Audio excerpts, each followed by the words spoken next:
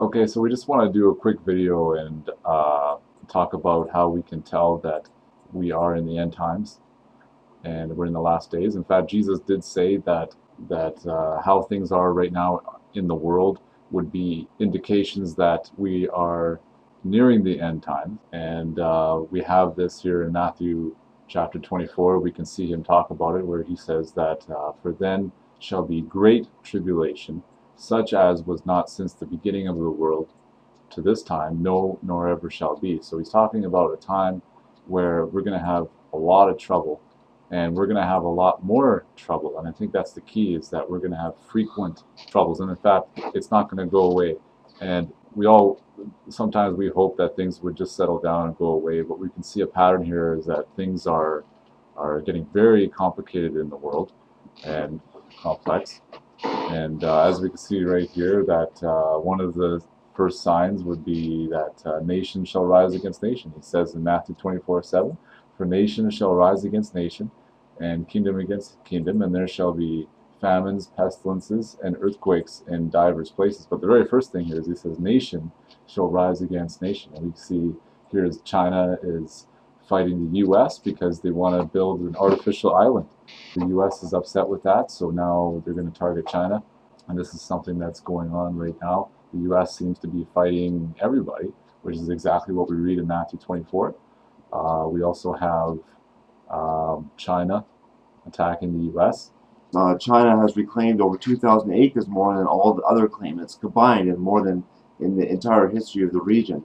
So even though there's claims from 5 different countries in this area here, including this one and this one down here, and over here and over here, Philippines, and what's happening is China doesn't care, and they're just sending ships there to build, like, it's in this area here, and they're just building it and building it for strategic locations. So what you're telling me There's is, oil there, by the way, okay? So and the USA is flying their planes around there using international law to back them up.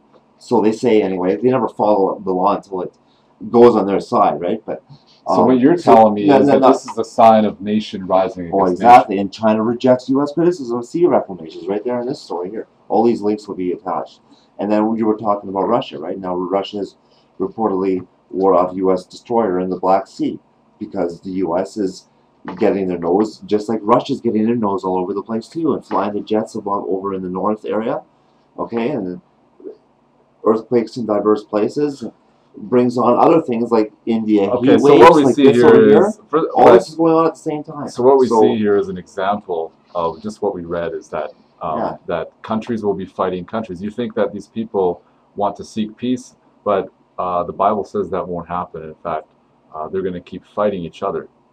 And these are just practical signs that we know that it's the end time, because God is very practical, and He wants to show us in a very easy to understand way how we can recognize that's the end times. And He also says that kingdom against kingdom, and there shall be famines. Now, do we see famines right now? Well, look at this in California, right? That's happening there, and then fishes are dying all over the world right now, and other animals are, right? Yeah, we have the Pacific Ocean, which is it's been destroyed basically, hasn't it? It's been pretty much because Fukushima. lots of fish are dying there, and we're seeing that there's a man-made famine. Of course, we know that for years we've had people suffering starvation. It's not new, but it's increasing, and we're running as a shortage of food. So these are all things that increase and get worse, and that's what we see. We see that we wish that problems would go away. And how about this? How about Japan suffering? What is it? Another earthquake? 7.8. Originally it was 8.5, but now it's 7.8. Magnitude.